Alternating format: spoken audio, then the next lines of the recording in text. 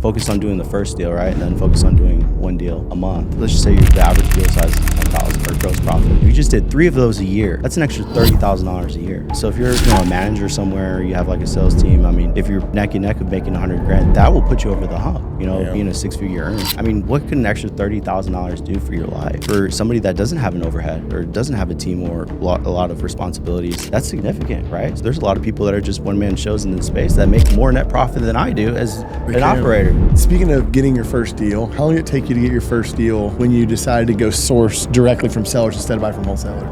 Like 2 days. I've got a special guest today for y'all. My dude, Donovan Ruffin, is a wholesaler and more out of the Dallas area. Donovan, welcome. Welcome. Thank you for having me. For the viewers who don't know, tell us about you and your business real quick. Yeah, so my name is Donovan Ruffin. I'm based out of Dallas. We do business all over Texas, in other markets as well, Atlanta, Tampa, some parts of Florida, California.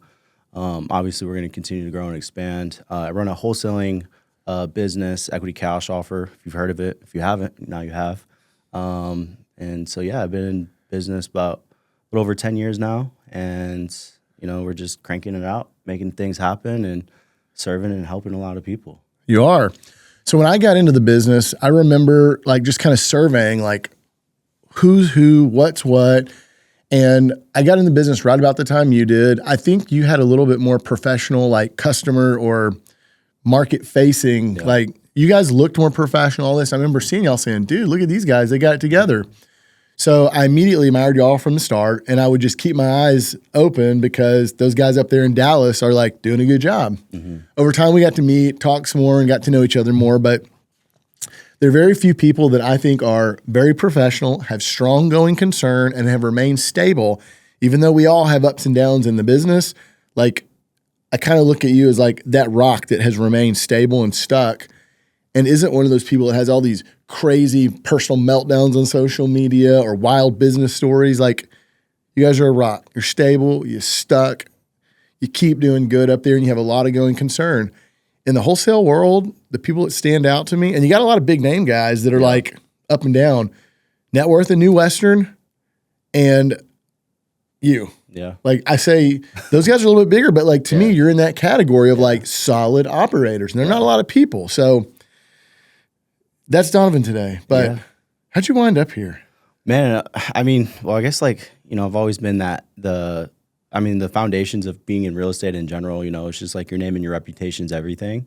And then when you're building a business, your brand is pretty important, right? So I kind of fell into or dove more so into, building a brand versus building me personally. Hold on, let me go back before that. Okay. When you were a kid, were your parents entrepreneurs? Gotcha. Were they executives? Well, I come from, my mom, raised 4 kids by herself. I mean, my dad was there, but we lived in Ohio. My dad lived in Texas. And my dad's side of the family, my grandfather, he was an executive in, a fairly large company and was fairly successful. And, my mom's side of the family comes from real hardworking, Mexican-based individuals, right? So it's just, see my mom work so many hours in the day and, consistently and, real hard work.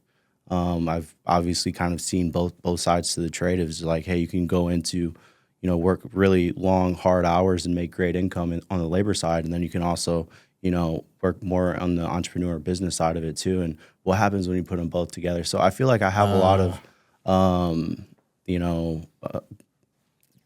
real life examples of hard work, dedication, and obviously, kind of the entrepreneurial standpoint of things. So it's just kind of mixing those together in the business world. Seed. You definitely have a huge edge, right? So it's when I first got into sales, which I was so excited to get in sales. I mean, we can dive into it, but I remember I was in, door-to-door sales at the time, working, 10, 12 hours a day in the heat, Texas heat, getting doors slammed in the face and things of that nature. And I remember working with kids. I was I don't know, 19, 20. Yeah. I'm 31 now, but then. Yeah, I was 19, 20.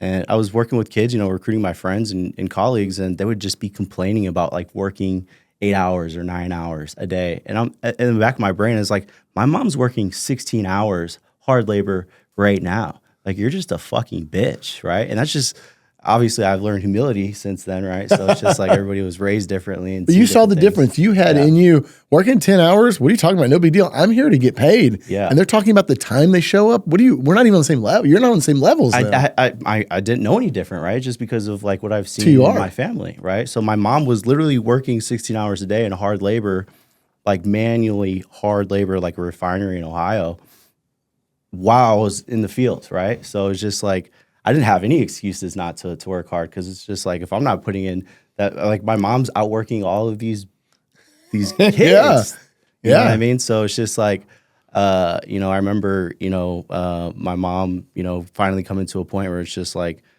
her hands are like literally bleeding. And I remember, sending a text message to my mom, is like, Mom, you don't have to do this anymore. You know what I mean? And it's just like, you find like certain things in your personal life that motivates you in the business world to just keep going and crush it, because, people depend and rely on you. You know what I mean? think a lot of success comes from hard times.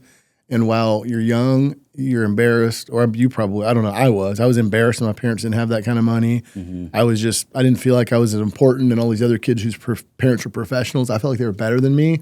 And as I got older, I started to realize that little like seed or like maybe chip on my shoulder was probably one of the most important things I got. Mm-hmm. And it sounds like you're almost kind of relating that to your mom's hard work and these dudes dealing door to door. Like, what are you talking about, you little bitch? Like, really? Yeah. My mom outworks you. Let's go. Yep, exactly. But you learn humility, and people come from different facets of life. And I mean, I've met massively successful people my age that come from great families. I've met massively successful people that come from nothing, right? So it's just, I wish I would have been that kid that's successful that came from a rich family, because it sounds easier. Well, it is, but I mean, at the same time too, you got, spoiled rich kids that you're just, doing laps around. And it's just like, dude, it's just like, imagine being born with all of these resources and, like real life experiences, and you don't make anything of it.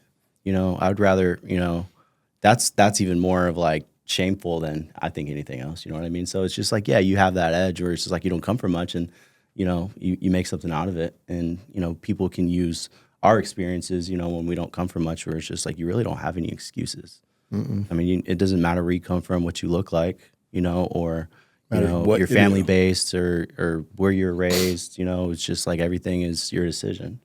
So what happens? You're doing door to door, you're roping your friends in. Tell me about that. Yeah, so I mean, that was kind of like my first big break in business, and it was, I mean, essentially kind of being at the right place at the right time, right? So we were. Wait, how'd you get into it? Were you looking for sales, or someone tell you to come make money? I was looking for sales, because why sales? I always had that entrepreneur edge, right? Buying and selling stuff, when I was growing up as a teenager, because we didn't have much, So it was just like, man, I got into like buying and selling iPhones when I was like 15, 16, and making like $50 a phone, but like learning how to do like 3 or 4 of them in a day. And I'm like, wow, this is cool.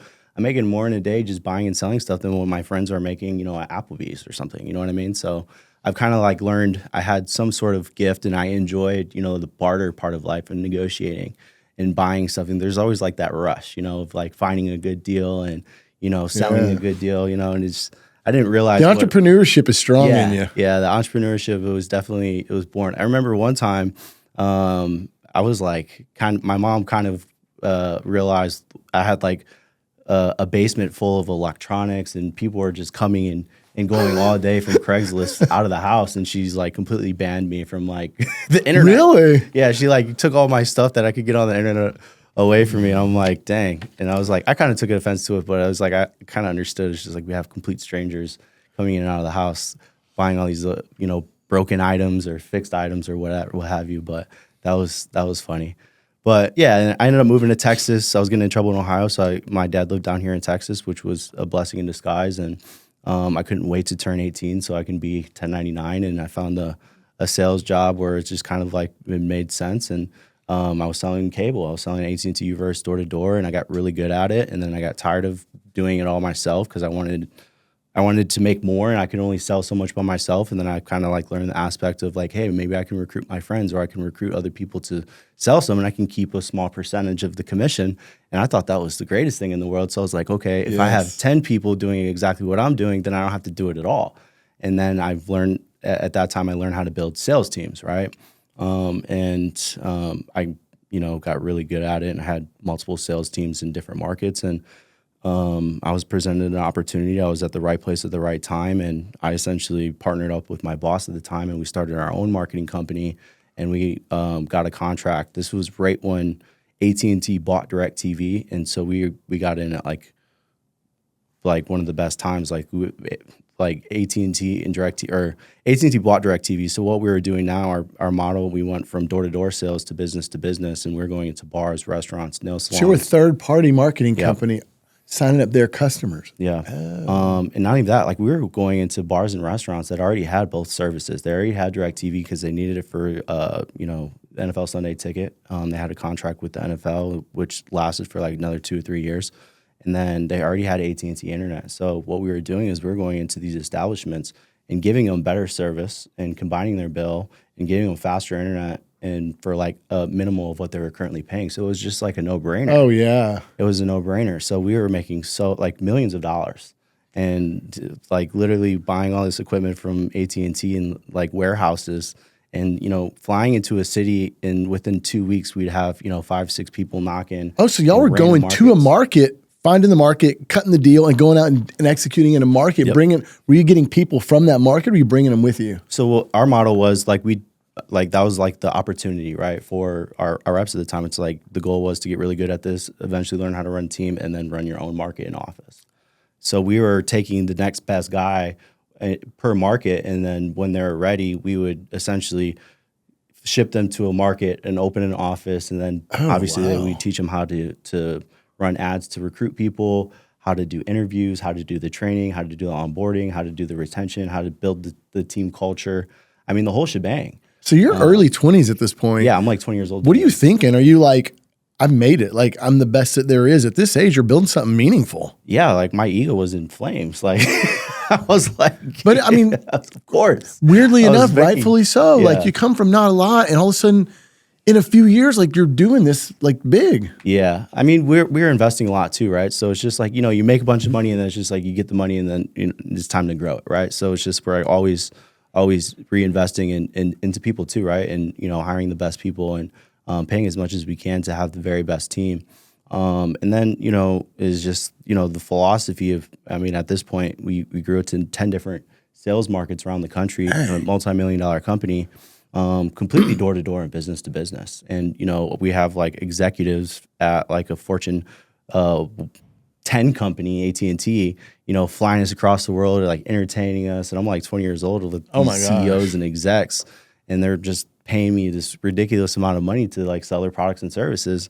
And I'm just sitting there, I'm like, I don't even know how they're making money. Cause like we'd sign somebody up with like a $20 bill, and they're paying us like a $3,000 commission. And I'm like, what? Like we were making a crazy amount of money. They're looking at the lifetime value of the customer. They're paying you more than the monthly fee. Yeah. Yeah. So we had a good deal. Yes, I know. These real estate stories are crazy. And yes, I do have a coaching program where a lot of these folks have built a business or revived their own. Look, do these testimonials sound like something that you want to be your story? Look, it is possible. If you're ready or you think you're ready, why don't you listen to the video and at least find out if it's for you? It's linked down in the comments in this episode, so go check it out. And then, obviously I had a bunch of money, and I was like, I got to reinvest this. I've been running into tax issues early on, and then obviously real estate was very intriguing. So that was kind of like my next path, and I started doing a bunch of fix and flips. But so you're still doing the sales operation, Yep. And then you started doing real estate on the side, kind Correct. of. Yeah. Okay. And then I started, I did like a couple wholesale deals when my buddies got into it. And yeah, my ego was kind of in flames because like my friend got into the space, and he closed his first deal. He made like $18,000 on an assignment. And I'm like looking at that, I was like, dude, hold up. That's a lot of money, right? So it's just like, you show me how to do this, bro. Like, and I'm just gonna crush it. And it was like one of those kids where he's kind of like nerdy in high school, like kind of lame, It's just like, I'm way cooler than this person. It's just like, but the confidence and belief that transformed by somebody that I personally know doing it changed everything for me, right? And a lot of times, if you're watching this, it's just like you're sitting on the sidelines and you want to make something shake, and yeah, you're watching other people do it, but I think it definitely changes a lot. First, when you do it, or you see somebody that you personally know do it, and that, I mean, those two kickers is typically what happens when you actually believe it's possible, right? If he can, I can. Yep, that's exactly right. Yeah. If I can, I will, right? So I was like, all I need is one deal. You teach me how to do one deal, and then it was just game over, right? And so I did one deal, made like, I don't know, $5,000 my first deal.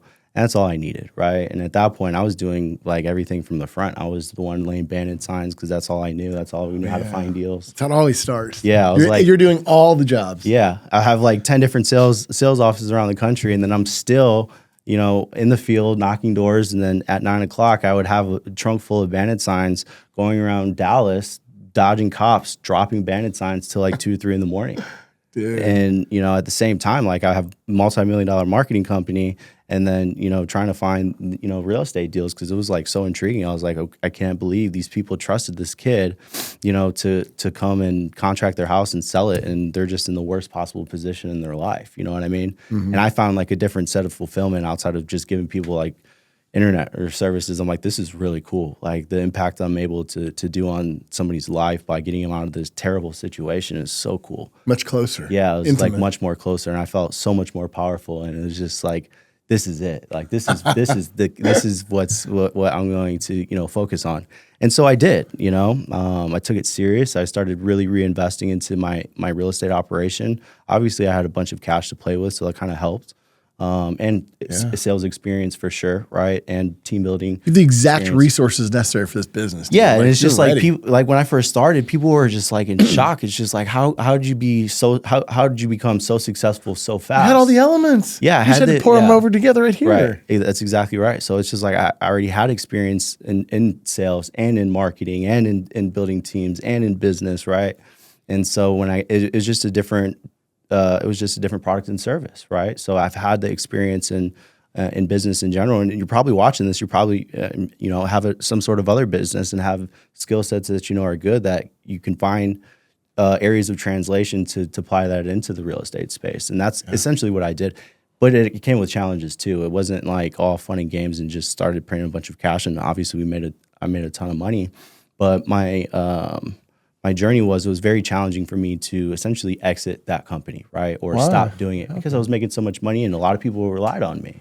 So it's just like I got to a space and a point in my life where it was, I kind of plateaued for like 2 years. I was making the same amount every single year consistently, and it was very frustrating. I was making $1 million here and $1 million there, and I'm like, this is crazy. How can I get to 10 million, right? So I had to make a life or an actual sacrifice essentially because it was very hard to chase 2 rabbits and be successful at both. And I just kind of like looked at the longevity of what was going on, and I kind of realized it's just like, okay, I have to pick one that I enjoy the best, that has the most long-term opportunity, and one that's going to serve people in the greatest possible way. And then obviously you have to enjoy it, right? So it's just like I made a decision to just completely exit that company, and it essentially just dissolved and shut down. Dang. Which was a mistake. I should have sold that company. Sold it, yeah. Sold that company. So you had to kind of step back a couple steps to go forward again. That's right. Yeah. Was that tough making that decision, like, and going through the next 3, 6, 12 months, like, because your income, like when I got in this business, my income went down significantly too. Yeah. But there was never thought in my mind where I was like, this is a bad decision. All I was looking for is where I was going, how big it was going to be. And I didn't even care that I was making half the money. But how did that affect you at that time? It wasn't necessarily about the money going down. It was mostly about the people that I was letting down. That was the hardest part. It was like, going into, a meeting and conference calls like, hey, like, you guys are free to do it. Like, we'll give you contacts and connections. But it's just like, I'm going completely real estate. And my business partner at the time, he was living in Florida. And mind you, I've had like 3 or 4 years of experience, or about 3 years of experience in real estate transactions, knowing how to do everything and marketing and all aspects to it. And he had none, right? And so we essentially kind of trying to turn that office that we had into an acquisition office, which was a complete failure, not on his part, but on the, we were just trying to move too quick, too fast, right? So lost a ton of money there. And, but, I was still Was making there ever a time during that where you were like, I might have made the wrong decision? I mean, yeah, I made a bunch of wrong decisions. No, I mean like the big decision, like to leave the old business and come to the new one. Was there ever a time you thought that was a bad decision? It was a bad decision. I should have, I should have replaced myself, right? I should have hired somebody to take over my roles. And then at that point, I should have sold that was a skill you didn't have. You have that skill in this new business because I've watched you do it. Yeah. You didn't have it then. Yeah. Oh. but I've You left learned from my millions mistakes. on the table Yep. from that, but that's how it works. I should have sold my equity position in the company to my business partner instead of, convincing him to just go full real estate with me. That was another mistake, right? So I just kind of had some sort of guilt because, it's just like it didn't work out. So we had to part ways, and it was very challenging because we were really close, and just kind of felt like I was just being very selfish. But I mean, at the end of the day, it all worked out, right? So, fast forward, this was back in 2018. And that's when I made the decision to just go complete real estate 100%. And then, I was doing mostly fix and flips at the time. And I was just like, if I'm going to go full time, then I need to start doing wholesale assignments. And then I just started building sales teams in the wholesaling attribute. I was making a ton of money in fix and flips though, but I was like, man, it's very hard to scale, right? With like the construction side of things and, having so many projects, and there's a lot of different moving pieces and responsibilities that's involved with doing fix and flips. So it made a lot of sense to start to diversify to do, fix and flips and then doing assignments too. And then I started, going down the marketing aspect to find as many deals as possible. And obviously we couldn't take them all down. And we just started, assigning houses. And when you started signing them, you're like, hold on a minute. Yeah. I don't make as much, but I'm working from an office. But I was like, quicker. dude, I had enough data where I was doing the math. I was doing so many fix and flips. I didn't really care, or I did care obviously on the numbers, but it wasn't like huge swings on the fix and flips. We're talking, $12,000 to $17,000 in net profit on these fix and flips because I was sourcing them through other wholesalers and agents. You know what I mean? So I wasn't direct to seller. Oh, you didn't start. Well, you were trying, but it sounds like more of your sourcing was coming from others. That's right. So that's like when I was, in the fix and flip realm, the first 3 years, I was just buying properties from other people. And then you said, let me go to the source. Yeah. And I was like, let me go direct to seller.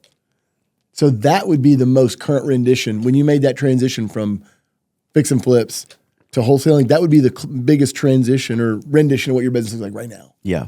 So how did that start? Where you said you were putting out bandit signs, because there's a lot of people out here that are in this part of the business, that part of the business. Probably 50% of the folks watching aren't in real estate at all, and they're interested in it. Right. So let's talk about what that looks like and explain in a way that a person who might be managing an AT&T store doing sales right now. Yeah. How do we explain to them? Man, it's just like, first of all, from when I got started into this space to right now, there is significantly more resources. Like the people that get started in this space, even though the market is in the position it is now, people are beyond spoiled, right? I would have to, work all night, multiple nights throughout the month, dropping bandit signs to find one good lead, just one.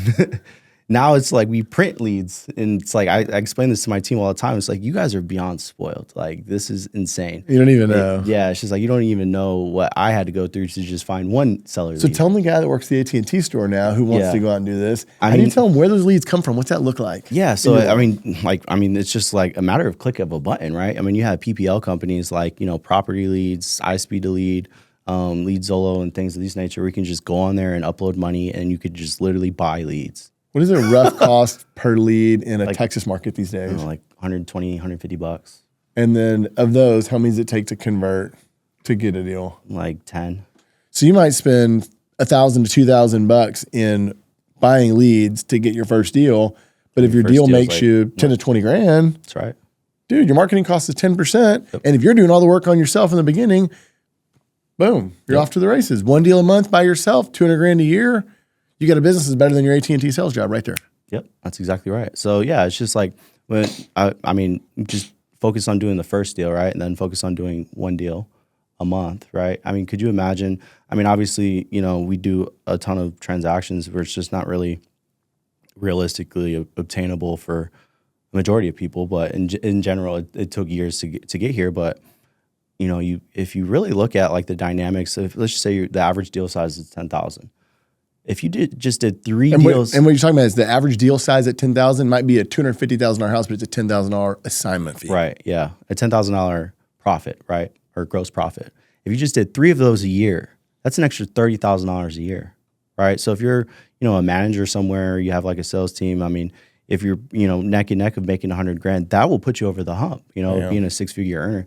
what could an extra $30,000 do for your life, dude? And obviously our position, it's like, man, I spent that yesterday. Just the operating costs. Things change. Like, yeah, we were just talking about. It's like being a big operator comes with big expenses, but for somebody that doesn't have an overhead or doesn't have a team or a lot of responsibilities, that's significant, right? So it's just like, I mean, there's a lot of people that are just one man shows in this space that make more net profit than I do as an operator. That's happened. I've seen it. So how long speaking of getting your first deal, how long did it take you to get your first deal when you decided to go source directly from sellers instead of buy from wholesalers? Like 2 days. Okay. So why did it take you 2 days? Well, I mean, yeah, I still did some marketing, right? So it's just like the majority of what I was buying was from other people, but I was still doing like the hard, at this point I had like teams doing bandit signs and stuff like that. I'd get direct to seller deals, but it's just like when I learned how to do like online marketing and cold calling and things of that nature, it just became way easier to obtain the real motivated sellers, which became like a point in my business where it's just like, wow, now I can focus on, what's my ROI on this spend. Working on a business. Yeah. So you're doing bandit signs, wholesalers, realtors, like those type of deals. Yeah. And then you went to PPC? No, I went to cold calling. So your first straight cold calling. Yeah. And you figured that out because you probably were seeing other people that you're buying from, like this is how they're doing it. That's exactly right. Cold calling. How'd you know what to say? Say on the phone. Because you got to sell experience, but this is a little different. Like you're going to buy the house, not sell them an AT&T product. Yeah, I mean, it's just like, it's like obviously you have your basic sales negotiation abilities. It's just like, first of all, we got to get to the root of the problem. Like, what's the real motivation here, right? And then once you find the root of motivation, is find a way to service that issue, and you find a solution for somebody. Then all of a sudden you can put yourself into a position to make a profit off somebody else's problems because you help them. Right, a lot of people just like look for problems and just try to maximize their issue and just that's why they say take advantage of people, but they aren't really realizing the aspect of you make a profit by helping people, not by taking people's problems and using it for your gain. You use it because you provide a solution for their issues, and you're getting paid for that. That's right. All right, so now you're going direct to seller. Mm-hmm. All of a sudden, you're starting to become a manager instead of like the deal guy. So you're like moving up one step. Yeah. Well, yeah, I went direct, and then, all of a sudden it's just like, okay, now I need acquisition guys. I brought on, 3 acquisition guys, and they're hitting the phones. And where are they working from right now? Their house? Out of my office. Oh, you leased an office? Well, I had an office in my previous company, so it was just like we're already there, Okay. And so, Dude, that's an early step. A lot of people take a long time to make that decision, but you had it in the beginning. Mm-hmm. You think that added a lot of credibility to you and what you're doing right off the rip? Yeah. Well, I guess being in this space 10 years, there's a couple key factors that I've seen from when I've seen people come and go. I think the biggest one that takes people out of the business is just the reputation. Like, it just takes one experience where you just get greedy, selfish, you steal or you scam or commit fraud or something. It just takes you completely out. The second thing is you just flat out give up. Those are the only two reasons. That's only two. Yeah, if you don't do those two things, then you can make it. Not that hard, right? Yeah. But then it gets really hard, right? So it's just like, like New Western at the time. They started like right when the pandemic or in the '08 crash, right? So they've been in the space about 10 years. When I decided to go full time, and I'm looking at this massive company with like 300 acquisition reps and doing thousands of deals a month, and I'm like, what is their key to success? And the reality of what their key to success is, they didn't quit.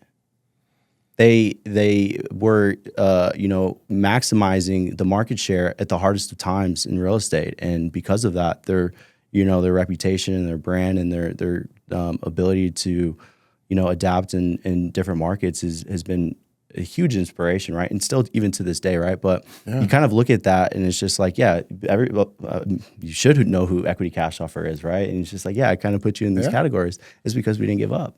A lot of people went under. And a lot of people, from when I started to now, a lot of people are in different spaces and different industries, selling different products and services.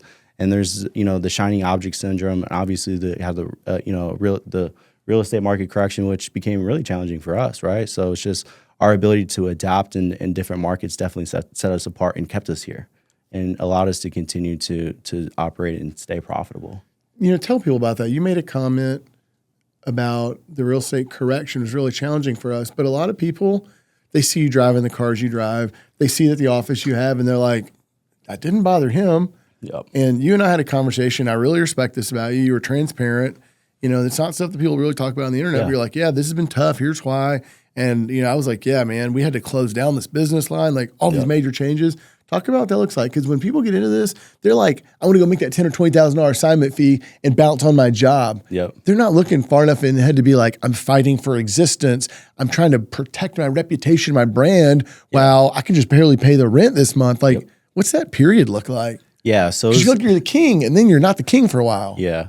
Well, yeah. I mean, I was doing coaching, right? So I did millions of dollars doing coaching, right? And then I just made the decision where I had my hands in too many different areas, and my focus, where was my focus going to be most important, right? And so my wholesaling operation wasn't profitable for 5-6 months consistently, towards the end of 23. And so we had to make changes. We had to make, my coaching business was doing spectacular, right? But it's just my moral compass and kind of how I felt on, it just didn't feel right collecting, money from people for coaching, and my own business wasn't profitable. And so I had to make a hard sacrifice, not just to shut off a revenue stream.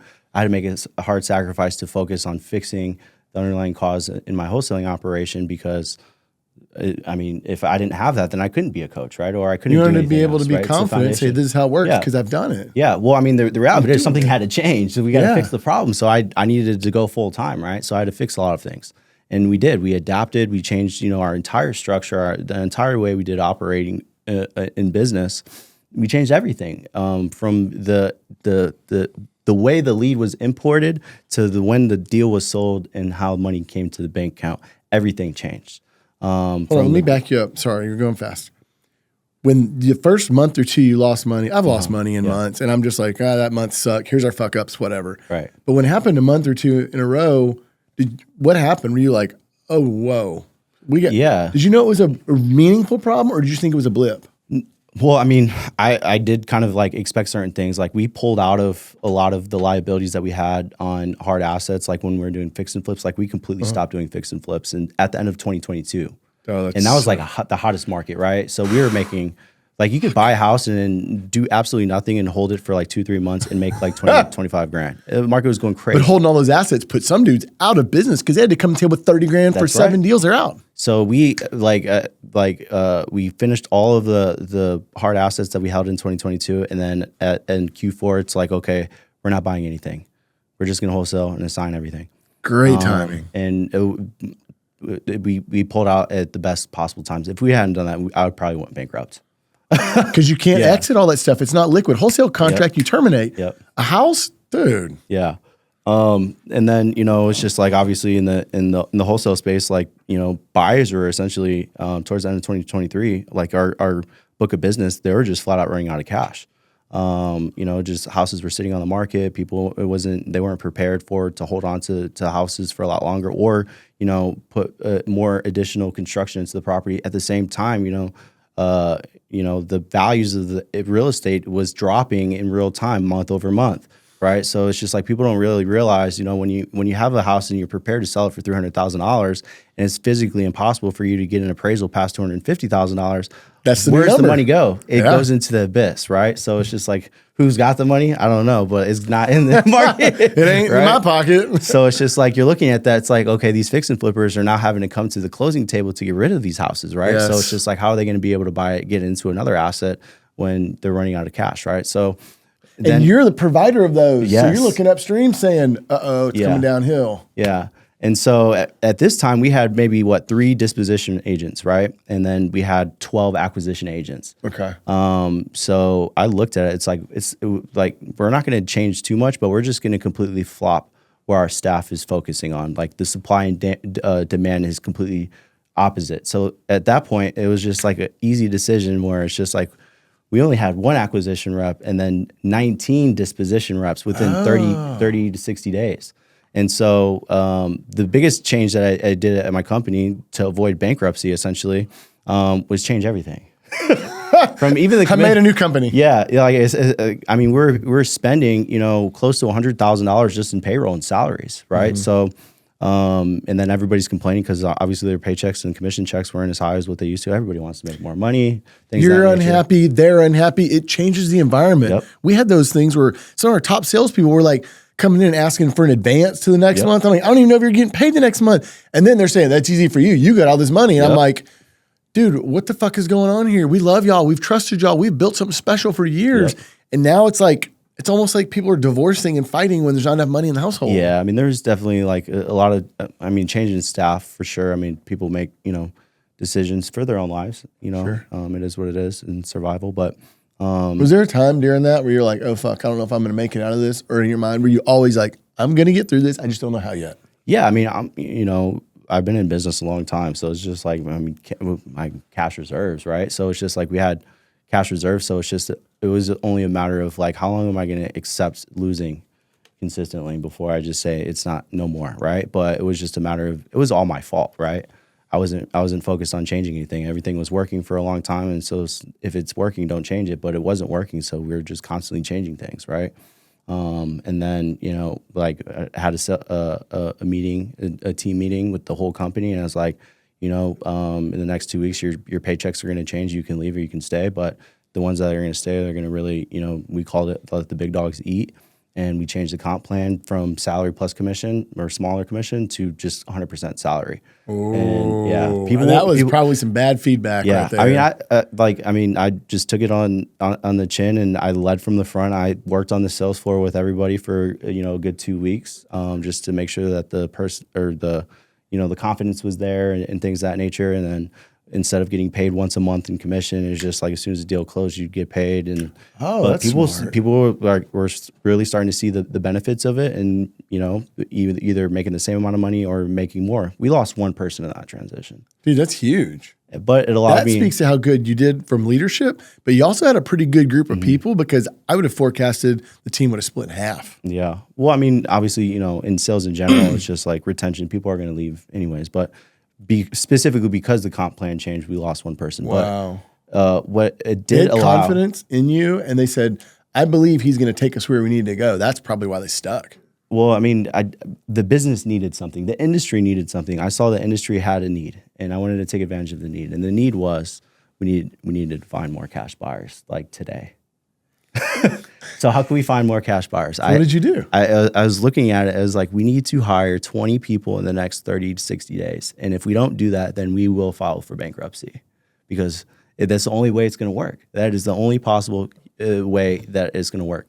And so I was looking at that in our comp plan at the time, and it's just like, we physically cannot afford to pay an additional 20 salaries in order to get there. So what works? All commission. Bring them in, right? But you know what? I wonder if you'll ever go back. Will you never go back? I've been now? considering it. Because I mean, these guys are making so much fucking money in all commission. I'm like, man, I miss paying 5% commission. It's funny how that works, right? At a time you desire it, and at a time you're like, eh. Yeah, I was like, damn, you guys are making all the money. But, Yeah, that's tough. As the business owner, it's really tough. But yeah, it worked out, man. And we pushed through. And then I remember like our first green month, and I was like, so happy. I was like, I did fresh it. air, yeah. Even your first green month probably wasn't massive, but it was fucking green and not red. That's and you're right. like, It was $7,000 profit. I mean, you made it. Yeah, we're still, closing, $150,000, $200,000 a month, and somehow, out of all of that, $7,000 is profit, right? So that's what I'm saying. As an operator, people don't really see a lot of the behind the scenes things. They're just kind of like, everybody's like focused on like the next big deal and how you should. But like as an operator, it's just like there's a lot of different moving pieces outside of just where you're going to spend money in marketing, right? There's a lot of people, you walk into, firsthand, and it's just like, your level of responsibilities changes dramatically once you hire one person, because all of a sudden you're responsible for not just that person, but their entire family. Where they eat, where they sleep, how they pay their bills, where their kids go to school. You are responsible for that person's livelihood. Now imagine 30, right? So a lot of people see the big teams and, all these fancy things and offices and, lifestyle or whatever, but they don't realize you're carrying 100 people on your shoulders effectively. Yep.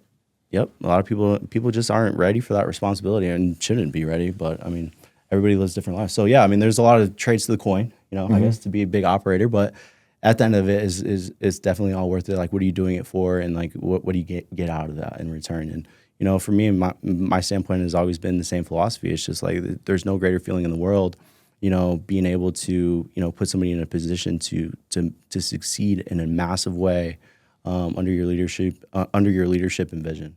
There is no more fulfilling thing in the world. I love when reps come into our office and come with bare bones nothing. Like we hired this kid and he's like, going through something really challenging financially. I was like, dude, just lock in for like 30 days.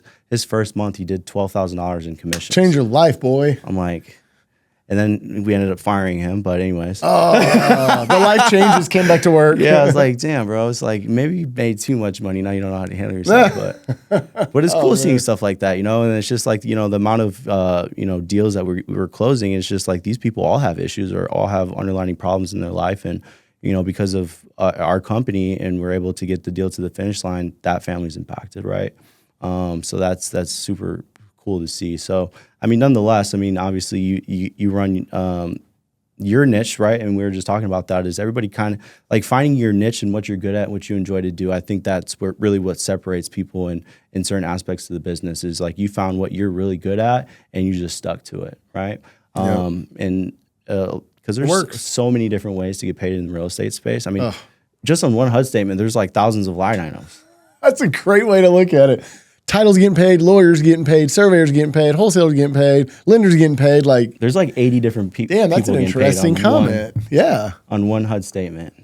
There's so many people that's involved. Properties transact, a lot of big industry. Yep, it's huge. And that's why it's like obviously the entire U.S. economy, once they changed the interest rates, started to change. that's the underlying reason why is like real estate's an extremely powerful driving force towards the entire economy. Yes. You know what I mean? It's that big of an asset. So it's not just that $5,000-$10,000 deal that you guys are closing that matters. It's everything else that's involved. And they're a piece of this big thing. Mm-hmm. So where's equity cash offer headed? To the moon. There you go. Where's Don headed? No, we're the growth aspect to it. So we're kind of looking at the two parts. Is obviously we're going to start opening different satellite offices in different markets just so we can manage people a little bit better, and it's a little bit easier hiring staff in that dedicated market and relating to people in the field and stuff like that. So that's definitely what's coming. We're looking at actually opening an office in Houston. Because we do a ton of business there, and we're kind of at capacity at our current office. Instead of getting just one bigger office, it's just going to make more sense to, start promoting people into different markets or, recruiting talent from those specific So how does that work? You keep general management at home, mm-hmm. and then you've got like an office manager, a regional manager sales office, yeah. and they do all the hiring, they do all the management at sales team. Yep. Yeah, because we don't have like a deal issue. Like at any given day, we have we have tons of properties to sell, right? You know how to find deals. Yeah, so our brand is so awesome, right? And a lot of people would come to us and it's just like, "What are you doing for marketing?" And there was a time when we didn't do any marketing, Whoa. like zero. Could you imagine? That's why your brand, your reputation is so important. Is just because over time, people start to trust your brand. They want to come back and do business with you again. They know where to go when they need something, right? Two things. They trust you, yep. and they know you can do what you do. That's right. You can move deals, and they trust you. That's exactly right. Anything else? Yep. And so I called it essentially kind of like the in-person SEO, kind of what we're doing now, right? Yeah. So it's just like investing a lot of time, energy, and money, or you're spending money, thanks. For people to know who you are and what you do and how you can service them. But yeah, it's just like really taking advantage of the brand, especially in some of the hardest times. It really, really helped us, right? So it's just there's no secret to our successes. Like we have a very reputable brand, and it will continue to be more reputable. But that's just like a huge facet of things. Without any marketing, before we find an ROI on our marketing expenses, we're already bringing in, hundreds of thousands or millions of dollars a year with no ads. Like, Could you imagine, working so hard for so long just to, it's just like, what's the ROI on that?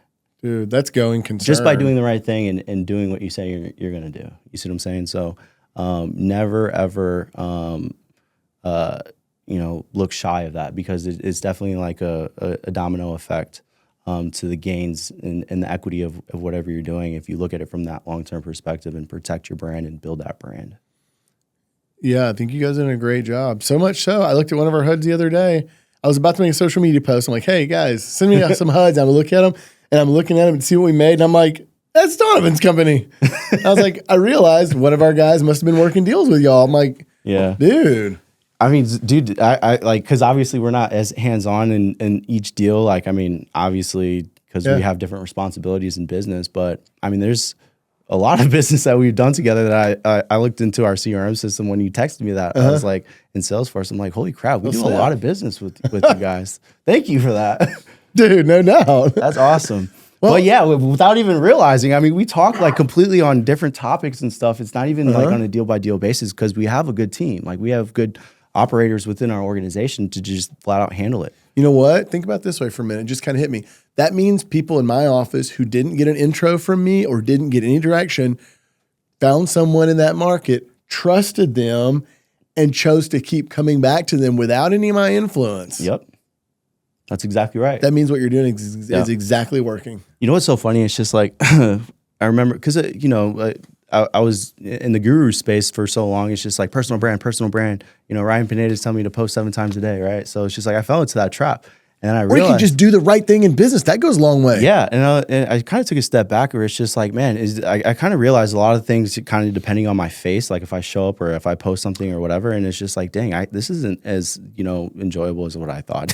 No offense to it, but like I know, I get it. But I just realized I was like, okay, what if I do that for my face of my company, right, instead of me personally, right? And so at that point, I was just like, I took myself out of all the email chains.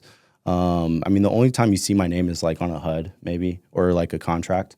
And that's it.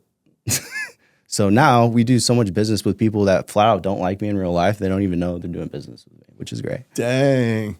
The brand was built well. Yeah. It's cool to, do business without my personal influence, but obviously it's just like, I'm driving a lot of things behind the scenes to make that happen. But it's a nice place in business because when you're very involved, the entrepreneur stuff is really getting popular these days on the internet. And the topic is taking yourself out of those roles. It's a lot, it looks different and it's a lot harder than people really think. It's like 10 times harder. But if you're able to do it, man, it's really cool that the business can do things without your hands all the time. And now you got all this time to, okay, what am I going to what do I get to do instead of what do I have to do? That's exactly right. All right. So, I mean, that was like one of my main philosophies is like, what's real success to people, right? What's real success to you? Yeah, so it's just like time freedom, like time and financial freedom, but mental freedom too. So you have those 3 things, man, you live a free life. It's an amazing life, right? So a lot of people, they work so many hours, they don't really have free time. And they're kind of strapped. It's not as free as what you would like. You don't get to let this wander where you want it to wander. Yeah. I mean, you can have a bunch of money, but you don't have any time to enjoy it. Then it's just like you're still locked into like kind of like a never-ending cycle, which is very challenging. And that's why I love, the philosophy of business in general is to be able to, especially in sales teams and building organizations and companies, is because I'm physically hiring somebody to do something so I can free up my time to focus on the next task or what I like to do in my life, I've been having so much fun. Obviously, there's years where I take more advantage of it than I should. Yeah. But goes like this. I've been locked in though for like personally, especially like with the market correction. But it's still like that same philosophy. Like people, there's absolutely no justification that you can't see of even reps in my office are just like, well, it's nice that you can do that because you have all the time in the world. I'm like, okay, where's your sales reps at? Motherfucker, I did this. I built this. You know what I tell people sometimes? This is my house. You think it just got here without me? There's a reason I have this time. Yeah, I mean, that's the same thing. At any given moment, you can step up and start training people or start hiring people, start recruiting people and be a manager at any given moment. We would prefer that. We would prefer that. I was just talking to like one of my my gals, she's partners with me in our transaction company, and we have like 6 people on staff there, and she's still like very she loves it to death, right? So it's just like, hey, look, like let's set a new goal. Let's not talk to anybody, not a single email, not a phone call, not anything. And instead, let's put other people to train her, train her how to train other people. So it's kind of like training leaders to step up and duplicate leadership. So it's just like there's different steps in business that you guys are going to see, but I think most importantly is just like what's real success for you, and just focus on when you did that change of pulling you out a little bit. Did you actively do that, or were things kind of happening and it started to happen and you realize it? I mean, yeah, it comes with like real intentions. I mean, the first time it happened is just I just wanted to make more money, right? So it's like I realized I can only sell so much by myself, so I need more people to sell with me. And then all of a sudden, I realized I needed more people to help me train people because I didn't have enough time. So I needed to promote or hire a leader to help me with managing people because I realized I can only train and manage and deal with like 5 people a day personally. I'm introverted, so it's just like I couldn't imagine, running an organization of 20 plus people by myself. It's physically impossible. I've tried it. Good luck if you're able to do that, hard. right? You have to put people in a position to help you manage and lead, right? So it was very intentional just because as we, want to continue to grow, we want to do more deals, we want to serve more people, want to hire more people.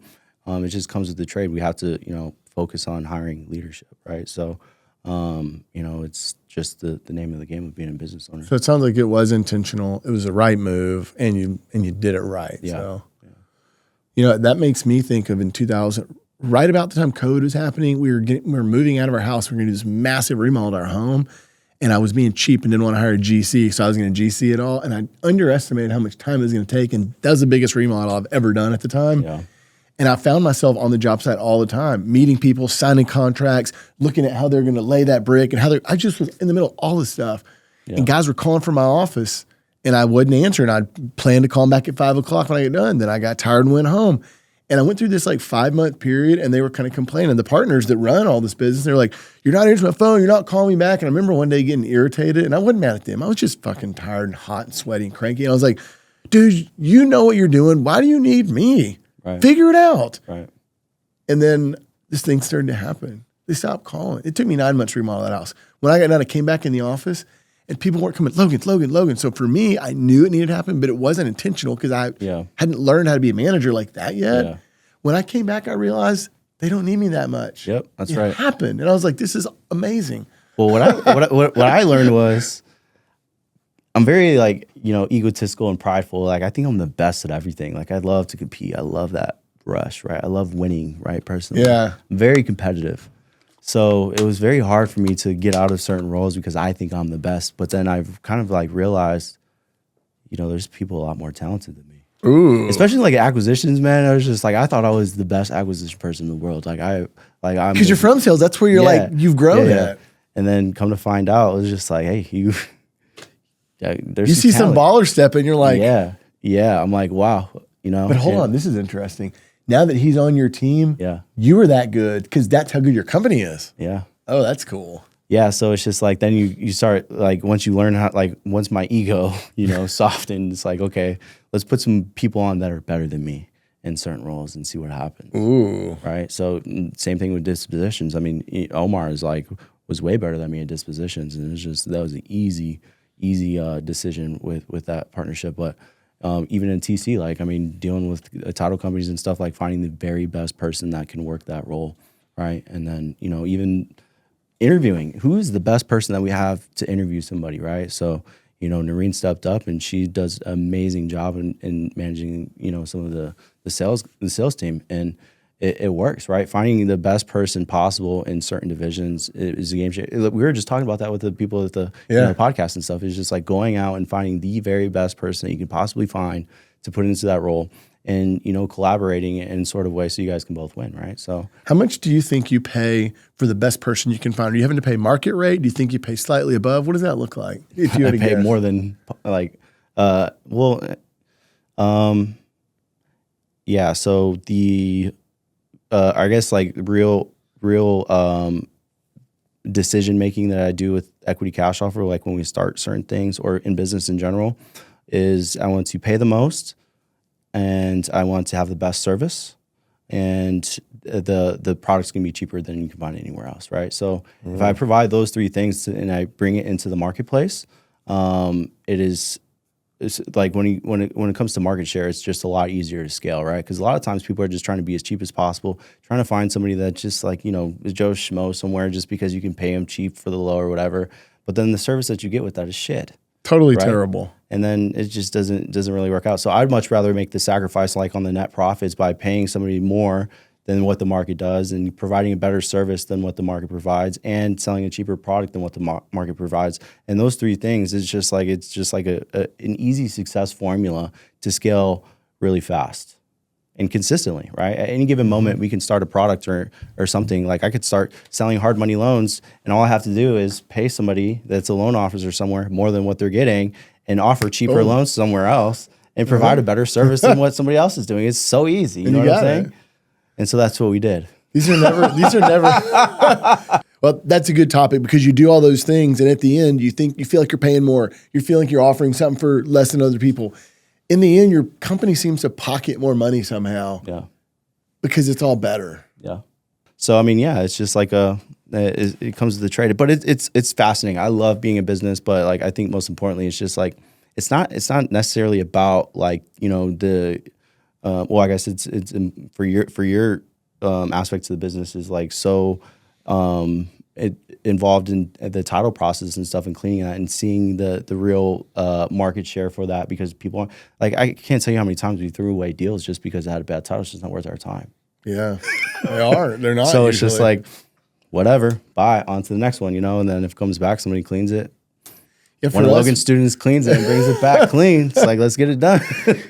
It was neat for us to be able to pick up deals that were discarded like almost out of the trash can in a way. Because nowadays, actually, people are looking for those. But for 10 years, no one even cared. And there's no competition. And there's no information to learn. We had to figure out on our own. But it was an interesting way to do it. Yeah. So you made this comment multiple times with where the market is. Yeah. What do you think's happening in the market right now? Where do you think it's going? I think we're at a position in the market where I think it's still normalizing. See, like it's like the same market that we were in before COVID even happened. In 2019, like we've been in business before then. So it's just like, yeah, everything was too good for too long. And a lot of people are over exaggerating and freaking out because they're not used to anything different. They're only used to it being up, right? Oh, yeah. Which is also challenging for me because this is the first time I'm having to make adjustments on the way down, right? So man, it's just like I was looking forward to something different for so long because now I know you got it on a market change where it's just like the next time this happens, I'm going to start seeing early signs and start really taking full advantage of it. But I think we positioned it right? So it's just like the main goal was market share, right? We knew a lot of people were going to go out of business. We knew a lot of wholesalers are going to need help. And we just made the complete decision. It's just like we're going to service our industry and start collaborating with a lot of people that are struggling in the space or need help. And it worked, right? And we knew, because I seen it firsthand, where it's just like it's really hard to sell a deal, right? And it's really hard to sell a deal with 3 people. So what if we had 20? And somebody, not Joe Schmo, but like the mom and pop operator with just their only operator. You're going to crush them with coverage. Yeah, we're going to crush them on service on being able to find buyers. Like it's just physically impossible for somebody in this market to be able to find a buyer to buy a property of what we're able to sell it at. It's just physically impossible. It's you, one person against the market that we're in right now versus a staff of 50. Who's going to win? You see what I'm saying? So that's why it's like a no-brainer to do business with equity cash offer, right? And before it was just like, oh, like I can find my own buyer and all this, which is fine and dandy. But at the end of the day, you want to keep trying that. You want to come to somebody who can get the deal sold in a market that's not the strongest. That's right. So we partner with folks. So when you guys will split a deal with someone, you're effectively partnering with them. They're doing the front end work, you're doing the back end work. In the last couple of years as we started coaching, we've realized a lot of people can get great at acquisitions, but they're not as good at fixing the problems, dealing with financing and selling. And we've offered to partner like that with people. And as we've seen it happen more, I look at it and say, this is interesting. You only have to build about 20% of a business. You got to go find the bone and bring it back. And we deal with the remainder of it. So that's a way that folks who can just literally one dude could probably make $500,000 a year being the most gangster acquisition dude impossible and then dump it right in y'all's lap. That's right. And go find the next deal. That's and exactly then he can count on y'all to sell it and get him paid. Yep. That's exactly right. I mean, that's just the way it goes. I mean, it's so funny because we find a really good person that's good at acquisitions and they can pick it up and then title's just shit and then they take it to Logan and Logan's now partners on it and now takes it to us because we're the best in the game in dispositions. And all of a sudden, everybody's making a little money. Everybody's happy. And we all win. Yeah. That's, I mean, we're literally in the B2B space. Like at this point, Equity Cash Offer is like a B2B company, right? We're doing business with operators and owners consistently. Smaller deal sizes, right? Because, it's just it moves quicker. Business to business, right? But, direct to seller, you can hit licks, right? It's just like, huge deal sizes. But like, I mean, we kind of, I mean, obviously we do both, but like in the B2B space, we're going to make less on every deal. But we understand we're making less so that we continue to do business with people over and over and over and over again and over again. You know what? I can't over again. And again, and again. So we've both now made it through my first downturn in the market, and so have you. And when you step back, I think you look at a business a lot differently. Yeah. When it's good, you're going to know it's good. You're going to be happy for that, but you're always going to be watching for when do I need to like do that turn again, because like it'll come again. Yeah.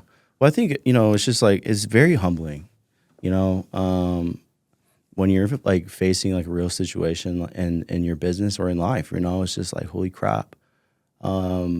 My ego, my pride was on the line so many different times where I had to make real hard decisions to just keep the ball rolling and let people down and change things. And because like when you're running a business as a CEO, you are literally selling a vision and convincing people to believe in what you are doing. That is literally how you attract people, and why people will come to work for you is specifically that, right? I mean, I was like literally promising people because I knew without a doubt we were going to win, right? And it's going to happen. And obviously proof of concept helps significantly. But what happens when that changes? That like people are starting to lose trust into you and lose faith into you and lose that belief. And that's challenging. And I've experienced, people come in and start seeing me less than, or it's like, man, you told me this and that's not what happened. And you can control so much, right? But you have to take responsibility of everything as a leader because you're the head, right? And everything is your fault. You have to take full accountability for everything. And so, that within itself is very humbling because it's just like, if I don't do this, then I'm going to be the biggest fuck up, or I am going to be people won't trust me. You're letting them down. Yeah, letting somebody down, right? After you sat there and convinced them to change their entire life to ride it out with you or to ride with you to the sunset and to, you know what I mean? And big so, thing.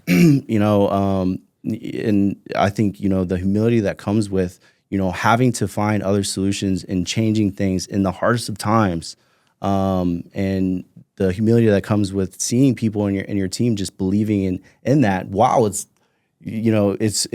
problems everywhere, and everybody's struggling financially and things of that nature. And who has the answer, right? So it's just like I remember calling a lot of people in the space when I was trying to find problems. Nobody had answers. Yeah, nobody had answers, and I was like, holy crap. I used to just make a phone call and it would be solved because I've built my connections, I've built my friend group, and I've built my allies and things of that nature, and they had the same issues. Now it's uncharted waters. We got to figure out who's going to make it. So I've realized if I can't call somebody and they don't have an answer for it, somebody has to figure it out, and all of a sudden, instantly you find an angle of leadership or an angle of all of a sudden you figured it out, you have all the answers, and all of a sudden you have problem solved. But I think most importantly it's just like, man, you can't call anybody, call God. Like, how many times I sat there and prayed, I was like, please God, it's just like, hey, but you can't call anybody, you can call that's that entrepreneurship space, that place that.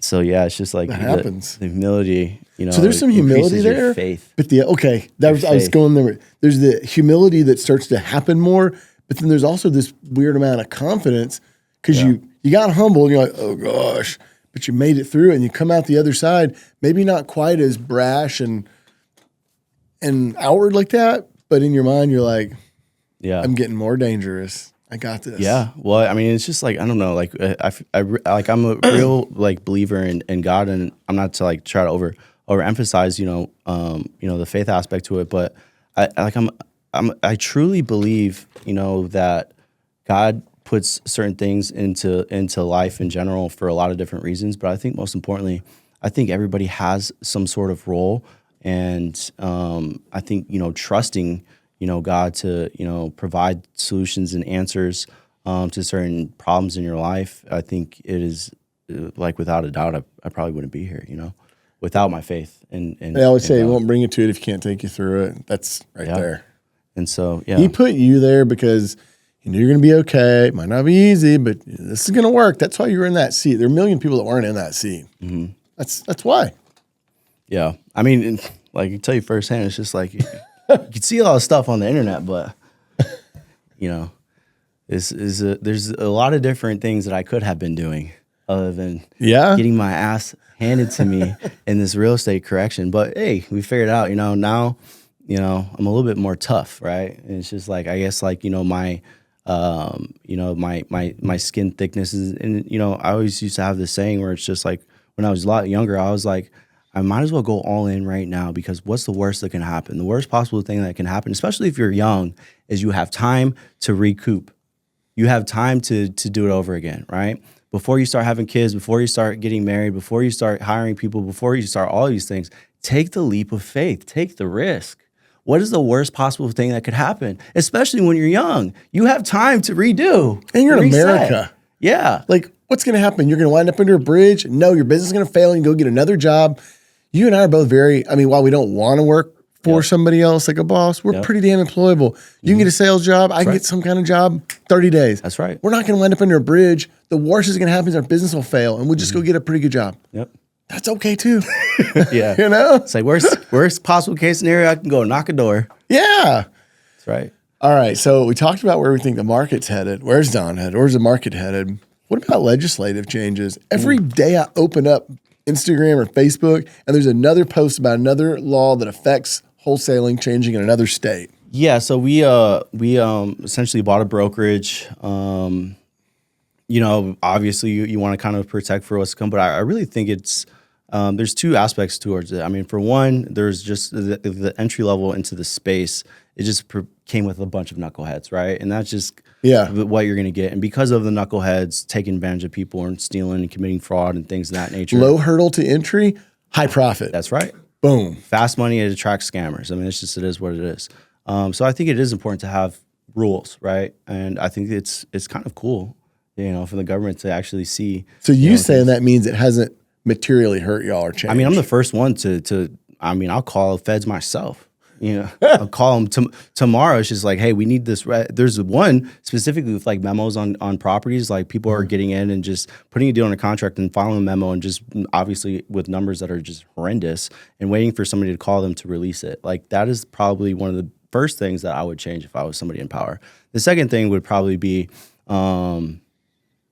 like the ability or like the daisy chaining, right? So it's just like, I mean, obviously it's clearly law. Like these people are getting in and just, there's just a lot of nasty stuff that people are doing to come in and try to make a buck. And a lot of times they just don't really know what's right and what's wrong, which is, I mean, it is what it is. But it would be nice to have some sort of filter and rules, outside of just going all the way through and being a licensed agent. You know what I mean? Are your folks licensed? We're getting like when we bring new people on, they're either licensed or they're going through the process. Originally, I thought that was a bad idea because I thought there was a bunch of liability, but it's because I just didn't know. Well, I mean, we're doing a lot of listings right now, believe it or not. So it's like novations, flat listings, and people just flat out need to get out of the house. Like they need. It's a really good service. Yeah, I mean, there's a lot of motivation in the market, right? So it's dude, just like, y'all would shred a retail team at getting leads. So why not take them to market with them? Yeah, that's why we bought a brokerage and we have retail agents. And we're like, obviously, I have no experience. I'm not licensed as a brokerage, so it's just like there's so much opportunity in the real estate space in general. Like I haven't even dabbled in trying to that. It's just like people are just coming on board like left and right, and I'm like, okay, why not? Come on. So that's a huge change. I wouldn't have expected to hear it like that specifically. Yeah, so it's definitely a change. I mean, think about it, bro. I mean, an average retail listing, $7,500. Cool, we'll take it. Right, we'll take it. An agent can come in and make a decent amount of money with just a few deals a month. You know what I mean? So it's definitely a different change in perspective because I remember like my first deal, I made $5,000, but if I was a real estate agent, that same house, I could have made $7,500. What the fuck? I've been boxed into this wholesaling philosophy for too long. Yeah. I noticed Net Worth and the New Western guys all had licenses in the beginning. I was like, that's too much liability, but they were way bigger than my business. And the more I watched it and saw it, and I thought, it's a great way to train people. Yeah. It's a great way to show professionalism. And I think it differentiates people a little bit. Mm-hmm. I mean, there's still like, it's there's different, risk. like giving the government too much control and stuff like that. But I mean, at the end of the day, it's like, it's just follow the rules. Do the right thing. So you're a fan of regulation. Doesn't bother you at all. You're cool with it. Yeah, I'm cool. I agree with that. Why not? I agree. It's not like we're doing anything wrong. I mean, if we have to do something different, then we'll do it.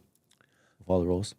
I mean, with the standpoint is we're gonna be as aggressive as we possibly can. Like we are aggressive operators. I mean, you are too, right? So it's just like, I mean, there's some people that like ride on some gray area and they take full advantage of that gray area market. I mean, we're more so like our brand is like we have to kind of like separate ourselves from all of that gray area because we don't necessarily need to. You know, there's like we can operate and make a little bit of something without having to like risk too much. You know what I mean? And so when it comes to regulations and things of that nature, it's like I'm not opposed to following rules. Dude, that's a good message for people because I hear a lot of people say it's going to shut down wholesaling, it's going to kill it. And I'm with you on the other end of the spectrum of no, dude, show up, learn what you're doing. Yeah. Don't do a bad job. Be straightforward and honest with people. That's right. You don't have to bend those rules to make good money. Now, I remember in the beginning, I didn't know what I didn't know. I was just trying to make money any way possible. I wouldn't do anything illegal, but I remember looking at any rules like, get these rules off me. I'm trying to make money. Well, today I'm like, no, those are good, actually. Yeah. Yeah, it's just like, I mean, just show up and do the right thing. You know, if you do the right thing, then you should be all right. It's going to be okay. It's going to be okay. Just show up and do the right thing. You're right. The first part's showing up. Yeah. So why I think that, so now that we're thinking about it, I'm just kind of racking my brain. The only reason that all this regulation is starting to happen against wholesaling is just because of what you said. The bad actors hurdle the barrier to entry is really low. So they're all getting there doing bad stuff. And it's so bad that Trek and the attorney generals and all them are wanting to push regulation, bring it to legislators, and it's voting. Yeah. That must mean it's so ridiculously bad they have to fix it. Yeah. I mean, yeah, there's a lot of different stuff. I mean, like even with the cold calling laws and wholesaling laws, I mean, obviously there's a lot of activity in certain categories that definitely, I mean, there's just too much. Like it's like I'm getting annoyed too. I'm like, Jesus, stop fucking calling me. Maybe it's karma. I don't know. It's your turn. Yeah, it's like Jesus Christ. But yeah, I mean, there's nothing wrong with rules. Rules is fine. Rules are good.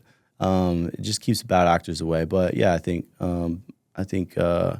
what's to come in the market. It's very interesting to see that. I remember when I first got in, it's just like, man, he's successful because he got in before '08. He started investing in '08. It's just like, how are you guys not paying attention to that? Like when Bitcoin is low, everybody's not paying attention to it. It's not sexy. Like wholesaling isn't sexy as what it used to be. Or real estate in general. It's like, oh, you're in real estate? I heard you're having problems, huh? How's it going? How's the market? Even Uber drivers. Like if the Uber dude's saying that to you. It's like, Jesus, that's how you know it's bad, right? Which is good, right? Because there's clearly areas of opportunity, right? So look at it like a baseball swing. Like you see people like practicing before they go up to the plate and they have the weight on the bat, right? I think right now is the very best time to get into the space.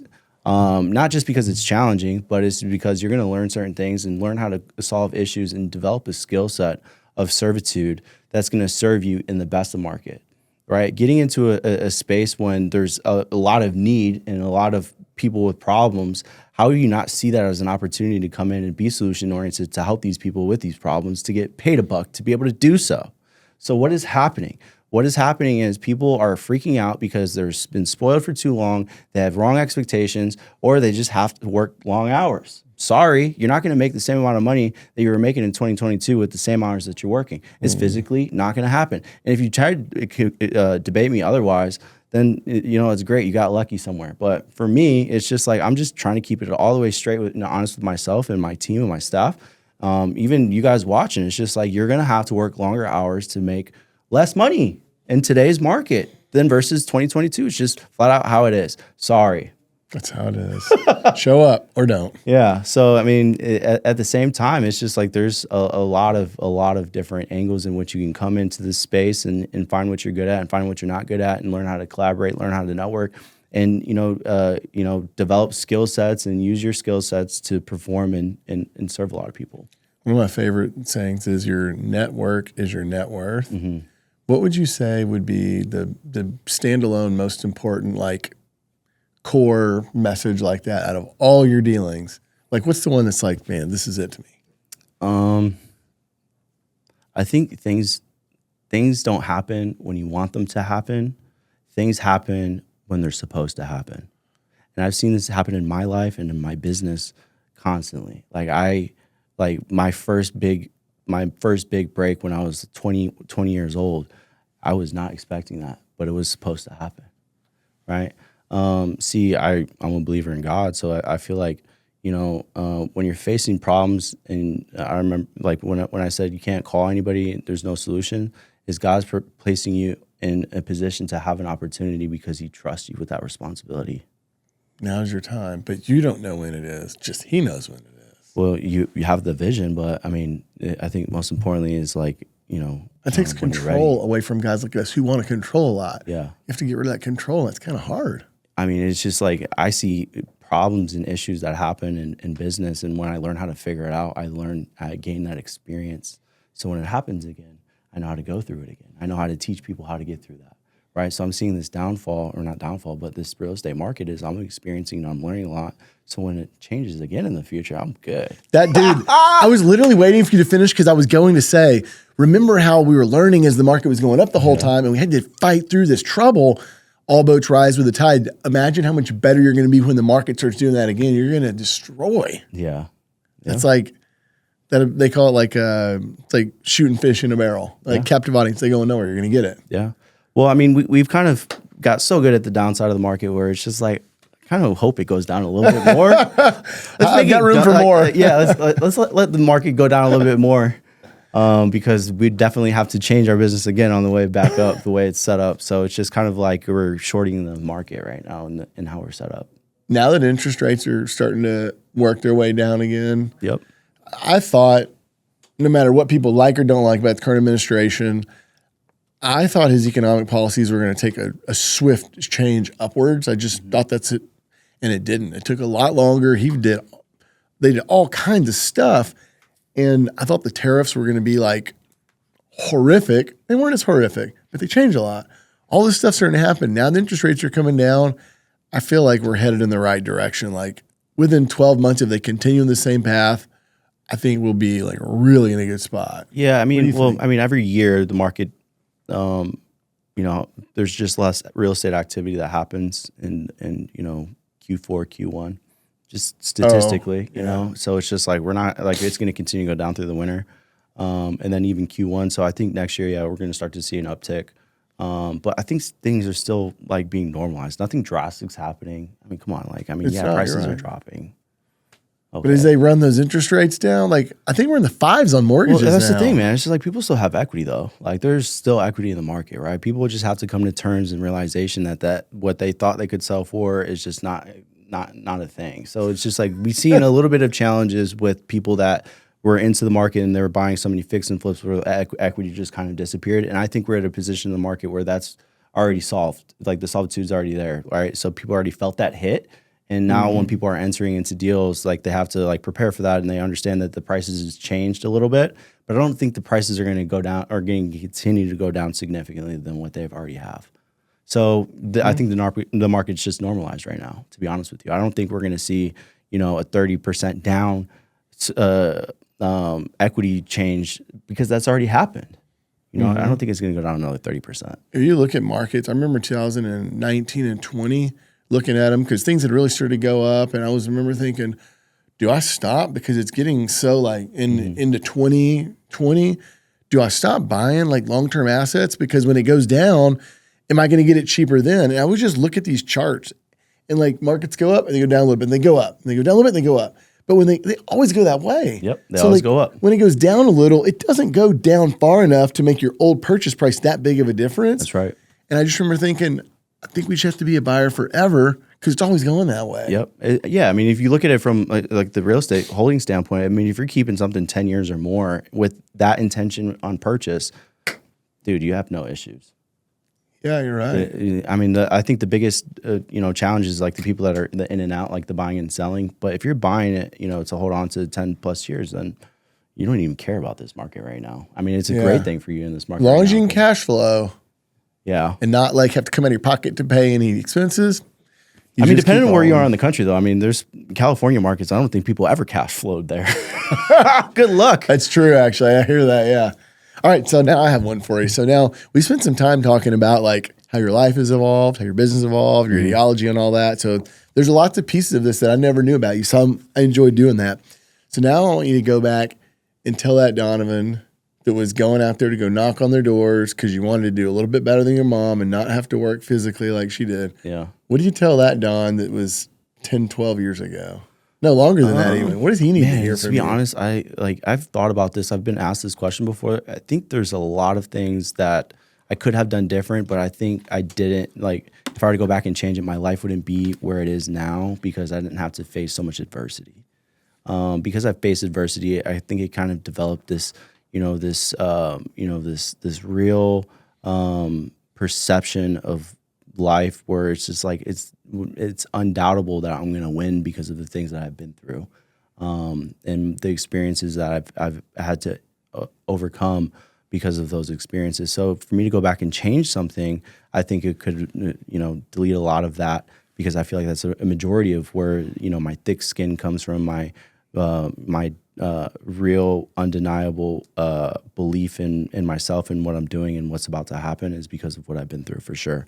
But if I were to tell myself something, I would say, challenge myself a little bit more. I feel like there's a lot of times where I get into certain spaces where I'm not being challenged and everything's like, why would I go out there and find problems that I don't have to deal with, right? How does that make any sense, right? But understanding and knowing what I know now, if I would have challenged myself a little bit earlier on, I feel like I could have got places a little bit faster, or I could have made significantly a lot more money earlier on, right? So, pushing myself to be challenged a little bit more, because I know I could have done a lot more, a lot sooner if I would have learned how to go out and seek those challenges, right? On where certain markets would need service or help. So make it tougher. Don't be afraid of that stuff. Yeah. Push yourself even more. Yeah, because I was younger back then, 10, 12 years now. I would have told myself to go out there and find challenges because now I'm like getting kind of older, got gray hairs. It's like, do I really want to do that? Like, I mean, now that changes over time. Yeah, like people are present constant opportunities to me, and it's just not even worth it. Yeah, it's just like, what would I do? Like, no, it's like, can't even make $1 million in a year for that. Like, great vision, but like, and then people are just like overly optimistic, and it's just like, I mean, obviously you believe in these people. That's an important part right there. When you see that, the young folks and folks that haven't been beat up, they come in and they look at all the upside. Mm-hmm. My mom, for example, this morning said a girl in our hometown had this modeling gig where she's going to Austin to be in these commercials, and she got a payment of $8,000 for a weekend. And I said, Mom, you're being too optimistic. She had to go through 100 interviews. She's been working the phone for months. She's working 40 hours a week to get paid $8,000 in one weekend. Yeah. There's all that other side they miss, but you've been through all that, and you're saying it ain't so damn rosy, dude. Yeah. I mean, people that are overly optimistic is just like, dude, you're going to get tore up when you face challenges. It's just, it is what it is. I mean, I've learned humility, through life. I'm not saying everything's going to be overly challenging. I mean, not things aren't going to be easy. What I'm saying is you just got to be ready. You got to be ready for war. You got to be ready for, to solve those issues on a split of a dime, answer the phone call when somebody calls you something, and just make those quick decisions to make sure that everybody wins. Or make the decisions where it's just like, dang, I might lose, but I'd rather lose than steal. People get those phone calls and decide to steal. People forget sometimes that it is war. Somebody else wants my business. They want that deal. If they could take all of my deals, they would take all of my deals. Yeah. And we forget it sometimes because we're over here with a team. You like each other. You're working hard. Sometimes you forget, like the marketplace, other people are trying to put you out of business every day. Yeah, that's very true. I mean, we're just in, I don't think I think if people are just like come up to me at like some event or something, he's like, I'm your competition. And I'm like, on what planet? She probably, I mean, seeing this, like people, I don't know. It's like, I don't really see it like that from that lens. I did, I guess, like when we're all calling the same seller and stuff like that. But I'm like, dang, you want to be my competition? I would love that. Like, yeah. It's just like, even New Western, like I thought I was like, I'm talking to some of these, the leadership over there. It's like, I'm your guys' biggest competition. They're just like, okay. It's like, interesting. There's so much guys like you and I will talk and have a relationship. And even if I was directly in your part of the business, we'd still have a relationship and still talk. But we're huge collaborators. There is this other piece, though, where like the market is trying to destroy you. Yeah, the people are trying to destroy you. There's friendly competition for sure. Like, I mean, between like even RFP Homes, there's some other ones that like the offsprings of New Western guys. Like, I've known these guys for years, and you know, like obviously it's like they'll have it, we'll have it, they have it after us. It's just friendly stuff, right? So it's just like, I mean, we're all in the same business, but at the same time, it's friendly competition. It's like running track. Like, how are you going to win a trophy if you don't know you're winning? Yeah, I agree with that. It's boring without it. You know what I mean? It challenges you to do more. So yeah, I definitely encourage people to step up and compete. But yeah, I mean, you might not win every race or any race. Go compete with that dude in the mirror. That's the one you're competing with. That's exactly day. right. Yeah, as long as you're doing better for yourself and for your family and your business, and competing with that individual and trying and striving to do faster relays, do faster times. I think that's what's most important, because I've experienced it when I was that egotistical and just looking at everybody else's competition in my friend group and my peers. I was like, I'm going to do more than all of you guys, and I'm gonna beat y'all's asses. And then they stopped working, and then I stopped working because I won. Yeah, you know what I mean. Come on, let's keep going. That's when I realized I was plateauing. I was like, why am I plateauing? Like, I want to do more. I was getting easy. No one's it was like challenging this is just like free territory. So it's just like I wasn't motivated, because I was solely focused on that being me being the winner, but like me challenging myself to compete with myself and being my own competition. It sounds, very like entry level meme or whatever, but it's a real thing, because you will hit a fucking plateau if you're just competing against your friends. Like, I'm gonna smoke everybody, and then what? What's to come? Then it just gets boring. I need some more excitement in my life. How good can we do? You know what I haven't asked you about here? You've had different phases in your life with social media, brand building, stuff like that. A lot of people watching this that are in the business ask themselves, should I build a brand? Should I spend time on social media? Yeah. Talk about that. Because you've been way out there as far as like on syndicated TV shows. Yeah. I mean, you've been all over the place. Talk about that for a minute. Yeah, I think, having a brand, I can't tell you, like, you will have unlimited solutions, which I am very grateful for, right? And it's got me into doors and rooms that I probably wouldn't have been able to get in. So for me to sit here and say, don't build a brand, I would be super oblivious to even think about even considering to say, because that's the furthest from the truth. Now, I built a brand, and, my personality and, the things I like to do in my life, I'm very introverted, right? So it's just like, I've learned the aspects of, like, even with public speaking and doing this podcast, it would seem like very like uncomfortable for a lot of people, especially introverts, right? But what I've learned is like, if you want to grow in business and you want to build a brand, and if you want to build and do big things, you need solutions. You have to talk to people, and especially in our business, it's a relationship business. The more people you know with solutions, the more you're going to get things done, the more money you're going to make. It's just bottom line, right? So I've learned is I can talk to everybody at once versus everybody individually if I do these things. And so then I really started to like pay attention to do like events. Like, we do events in the company, like the event, we do conferences, and we do, coaching classes and things of that nature. But it provides me an opportunity to talk to everybody at one time in one setting versus individually, because not only that, it takes an extreme amount of time to go out there and individually network with everybody and go get coffee with all these individuals and things of that nature, because it still needs to happen. Right. So I completely saw that, and what I enjoyed and I've learned is like, okay, I can do all of these things and provide a platform for people and give them what they need and the education and things of that nature. But, as far as my personal brand, it's just like, okay, how can I do this, but like on a business setting, right? I don't necessarily like being the face of everything. I don't want to be, known for this or known for that. I don't want, I find a lot more enjoyment out of my life, just enjoying my life without being seen and just being, rich in silence. Like, my initial dream is like, I just want to be a very rich man and just completely disappear. And then, you get into lawsuits and people start seeing you have money, and then they come into your life and just being a complete fake friend to just stab you in the back and just try to take all of your money for whatever given reason that their psychopathic brain and heart desires of them, which is also very humbling, right? And, and kind of like the energy that you put off is like the energy that you attract.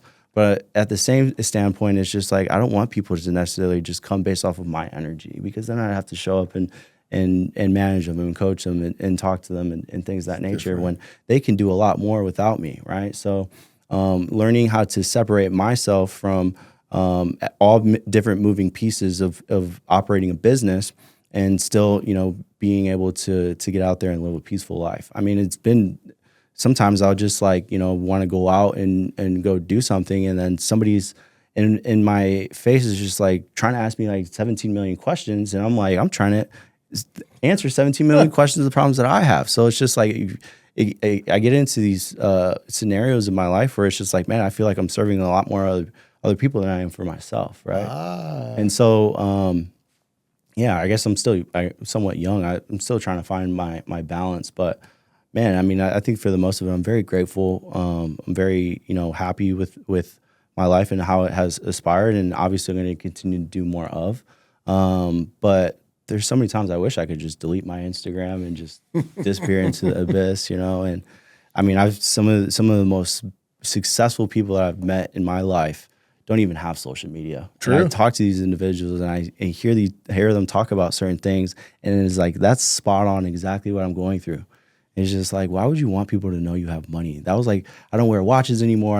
I'm not trying to be overly extravagant on, material flashy things, just because I felt like there was a lot of people in my life that were attracted to me based off of things that I had, and their pure intentions were, what can they get from me versus how can I help them, right? Attracted maybe a little bit of the wrong thing.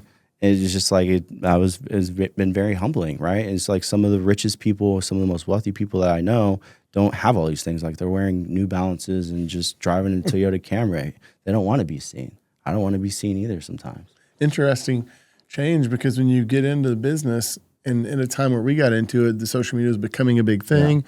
Yeah. And I know I did. I bet you did. Looked up to other people. Like there's a bunch of guys in Arizona that were just destroying on social media because they were showing all that. And you kind of build this snapshot of success and say, I need to do that. And you emulate it a bit. And then maybe you find where your happy place is with a little bit of that, none of that. Yeah. When you first started spending time on social media, being an introvert, were you scared to do it? And were you nervous? No, absolutely not. I love to brag. You just... Look at me.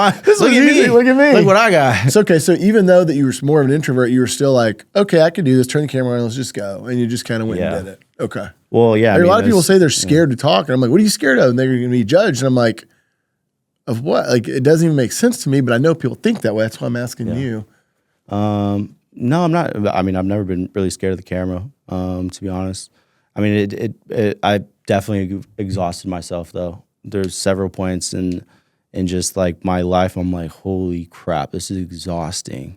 Like so many people are involved in my life, and I'm having to like constantly, show up and, do all of these things, say all these things. And it's just like, and if I didn't, then it felt like I was letting people down, especially like my company and things of that nature.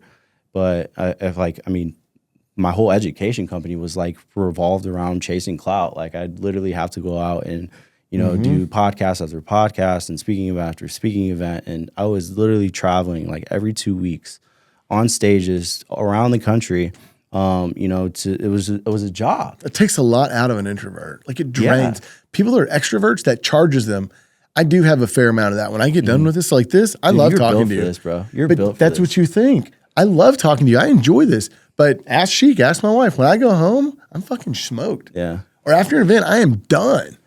It's fun. I love it, but it's so draining. Some people got it. Like, I mean, I love when extroverts get into the space, and it's just like, dude, you got like Pace Morby is a great example. Pace Morby is as extrovert as possible. This motherfucker would do like 24-hour long Zoom calls. I remember this, and I'm like, his success is directly translated to his ability to be extroverted and his obviously a lot of other key factors, but that specifically, he is built for that role completely.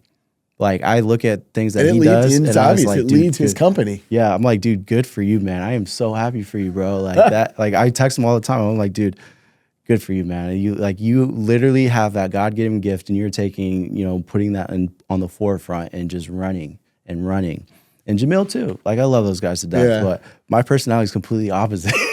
like I couldn't imagine doing a free meetup like 4 times a week. Maybe I'll do it like a couple times a year, but like 4 times a week is wow. Like what he is doing and his personality is just like that's got to be built for it. Yeah, I got to be built for it. My wife I would need like drugs or something. Yeah, that would help. Shit. My wife and I were talking about that yesterday. We were filming some ads while we were at an event in California, and I remember just thinking like she's getting a lot better in front of the camera too. But I remember thinking we're going to test her in the ads. And if the ads work, we're going to test other people and not me. And I thought, man, that would be neat. Like talking in here is very easy, but being out there all the time is tough. And I thought if we could get me away from that, that would be a step in the right direction. And then I asked myself, wow, that reminds me that it's not my favorite thing to do if I'm trying to get away. Well, yeah, I mean, you can't just do everything all the time. I mean, it's just like, man, I couldn't, how do we ever, like if my business fully relied on me being seen, I could never retire. I could never exit. I could never sell. You know what just hit me? Let me ask you this one. A little bit of a curveball. Did you being on that syndicated TV show, do you believe that affected your business positively? Like, did you get enough, did you get a lot of followership for business stuff, or was it totally different? Yeah, tons. Like, I mean, bro, like, I mean, even in the, because that was a non-business show. It was a long time ago. So me and my wife watched it, by the way. Oh, Jesus. It was super corny. All right. So my only request from that show was I wanted a blue check mark on Instagram. Like, then you got it. Yeah. And then like a year later or 2 years later, you could just buy them. I was fucking pissed. I was like, that was the only reason I did that show, was just to have an organic blue check mark on Instagram. Like I was just that egotistical at the time. But they got it. And you needed, I guess, like organic press or like a real SEO. Like people had to be talking about you in order to, have these credentials, I guess. And I didn't realize I was chasing clout into the standpoint, like people are actually talking about you and your name. Googling you after they watch the show. And showing up to random parts of the world. And people would recognize you. Like, dang, actually, that's crazy. I mean, it still goes viral like once a week. It's, I mean, kind of annoying now, especially because me and my son's mom aren't even together. But I mean, there was I guess it kind of like legitimately, or it gave me, I guess, like everybody wanted to do business with somebody that was on TV. That's how it felt like. I wondered, even though that was completely non-business, what did that do for business? Yeah, it's like, dude, this dude's like on TV and I'm doing business with them. They thought they still like we had reviewed the other day, this dude, he was just like, we knew who you guys were from this TV show. Like, I mean, there's staff in my office right now that knew who I was from the show. Dude, like Noreen, huge. Our sales office, I went to her wedding, and her sister comes up to me and she goes, I want to let you know that I told Noreen to go apply at your company because I seen you're hired and I followed you from the TV show. Whoa. Yeah. My sales manager. Dude, that was so worth it. Yeah. So yeah, it was definitely worth it. I mean, obviously any publicity is good publicity, right? And I've made great relationships with people. I mean, even from the show. I mean, I had a PR lady for a little bit that I have a great relationship even to this day. I'm like, wow, this, like the media and, getting information out there and stuff like that and being seen, it's ads, like advertising. The more people that know of your company, the more money that you're going to make flat out. That's who wins the race. You know what? You probably got $1 million worth of free ads in equivalent of exposure or more. Way more than that. By being. Yeah, way more than that. So, I mean, also at the same time too, it's just like a lot of people kind of see that. And it's just like, okay, I'm just going to chase clout. I mean, that's what the Paul brothers do and stuff like that. And it's just like, for me, I'd rather, I don't necessarily want to be famous. It's just like, I'd rather just be a rich business person without all the publicity personally. Just want to make some money. Yeah. It's like, I've experienced it already. It's like, I don't enjoy it as much as I thought I would. Yeah, that's interesting. You go through those things in life and you idolize something, you admire something, and then when you do it, sometimes you say, whoa, that was the best, I want to do it again. Or sometimes, more often than not, you're like, it's not for me. Yeah, I mean, there's constant, producers that reach out to me all the time. And I was just like, I've considered doing another show, but I don't want anything to do with my personal life. I mean, I'll do it in business realm, but anytime it comes to anything personal, it's just like too intimate. Yeah, it's like, I'm good. I want to have a life outside of business too, so it's just like involving both of them, and it's just not. I'd love to talk about business out there, but I don't know if I would want to have an argument with my oldest daughter or my wife on TV. Yeah, you just the Kardashians. Oh my gosh! I mean, bro, I've been offered significant amount of money to do another show. Really? Significance, and I've declined every time. It's not worth it for you. Yeah, it's not something I enjoy to do. I don't want to be followed with cameras for like months out of my life every single day, like going to the bathroom and having to take a douche. And the camera's on and like turning it off. And I'm like, dude, I have no freedom. Like, I'm being watched. Man, like people are like terrified of being watched by like the government and stuff like that. Like they go crazy of like hiding their cameras and stuff. Could you imagine just being watched actually with professional cameras and crews consistently? How many people? like opposite. How many people are on? Like when y'all would be filming, let's just say it's you and one other person in the shot. How many people are in that room? Probably like 10. I mean, you got to think about How it. do You you have even three have a normal different conversation? you have 3 different cameras, big cameras. Then you have a sound guy, so it's 4 people. You have the producer, then you have the producer or the director, and you have the director's assistant. That's another 2 people. You have somebody that's managing the crew on what angles to go to and things like that. It's another person. You have somebody dedicated to just being like the grunt, like go get food and makeup here or whatever, and then somebody else or like there's a bunch. So you're trying to have an intimate conversation, or maybe it's a non-intimate conversation, but you're trying to have a personal conversation. Yeah. I don't even know how I would have just a comfortable conversation like we're having if we had 10 people in the room right now. Like, Sheet's my dog. I'm with him all week. That's different. Yeah, they're shooting you there's 3 different cameras at all times. So it's just like, and then you say something interesting or entertaining, and then they want you to redo it. Run it back. Like 5, 6, 7, 8 times. Like, can you say that again? Can you do that? Can you walk in like this again? Can you, like, it's just. I never thought about it like that. Yep. Wow. It's constant. Well, I'm glad you came to here to be with us today. Well, yeah, I was talking to my friend. I was just like, Logan has, I have so much respect for you, bro. It's Thank you. And we do business together, obviously, but I respect what you're doing, and I believe in what you're doing. And, it's like you asked me to be this. I was like, I'll for sure be there, brother. Thank you. Yeah. I appreciate that. Because I do tell a lot of people no, like I stopped doing podcasts and speaking for like a good year, like consistently. And it depends on the person. Like, I mean, certain individuals and stuff like that. But for sure, I would definitely do it for you. My dude. And I appreciate you having me too. Yeah. It's been great. Well, I'll tell you what. So folks that are out there listening, like I said, half of them are doing deals, half of them aren't. They're just trying to figure out what to do. What would you tell, not the folks that are doing deals, the folks that aren't doing deals yet, that want to do it, that are looking at this saying, I think I want to make that jump possibly that Donovan made a long time ago. What's your message to those folks?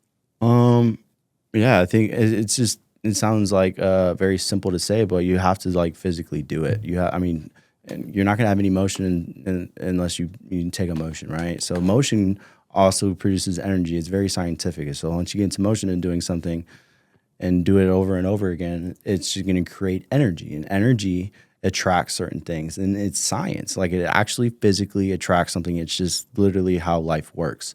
And so once there's a certain amount of energy there, then you're going to start to see certain things happening, right? So motion or action, motion, energy, momentum, right? And then once you're in momentum, don't stop. Don't stop. I don't care if the market's up or if the market's down. Motion and energy and momentum, or action, motion, energy, and momentum are the biggest driving forces to a business, I think. Momentum, like in business, is extremely valuable and powerful. Like, I mean, we see sales companies all the time have bonuses and things of that nature because it drives momentum, right? And taking action. But I mean, if you can continue watching, but I mean, are you not entertained? Like, what? Like, are you not entertained, or like what? What's the point of watching all this, right? So I've met people that seen all the YouTube videos, took a bunch of courses. I mean, in the guru space or in the education space, they'd go to everybody's stuff, and I'm like, okay, but like you aren't doing anything. Got to like, do it. The very first thing you said was action. Yeah, they aren't. Got to doing do anything. it. They're just thinking they have to learn everything before they take action, and until they know everything and they're confident to do it, you're never going to learn. You're never going to be able to do it. You didn't know everything when you took action. You had some skills. Fired and then aimed. Yeah. Like, I didn't know what the fuck. I love that. I still don't know what I'm doing. It does feel like that sometimes. Yeah. No, like actually, I started a company, and I walked into the office with the staff, and I'm like, I have no idea what any of this is, but I knew people that did. And you'll figure it out. Yeah, I was like, bro, I don't know. That's not my division. That's why you're here. Like, I had no fucking clue. So that's probably a much more mature place to be as an entrepreneur, because in the beginning, you almost feel like you got to take ownership. You don't know what you're doing, but you have this feeling of like, you want to play like you do in a way. Yeah, at this point, Well, it's just like find something significantly that you have clearly no direction or understanding. Like coding, like I have no idea. But you hire somebody and you trust them to figure it out. Why not use that same example in all different analogies in business? That's fair. So I don't have to be the expert, but I'm going to know the expert. I know how to get there. Well, dude, this has been great, man. Thanks for coming, Donovan. Anything, last words, anything you should tell anybody? No, just get to it. And, Get if you need anything, equitycashoffer.com. You need How do help people selling a find you? deal. Best place. Yeah, equitycashoffer.com. You need help moving a deal. My team's on it within an hour or 2 hours. Obviously you can find me on social media. You just Google my name or Google my company. I'm probably the easiest person to find. Unfortunately. You got the blue organic check mark. Yeah. So if you need help, reach out and let's do some business together. I love it. Thanks for coming today, my dude. My commitment to you is to deliver the most interesting, messy, and profitable real estate deals on earth. And in exchange for that, I only ask that you subscribe to this podcast and share it with a friend who can benefit.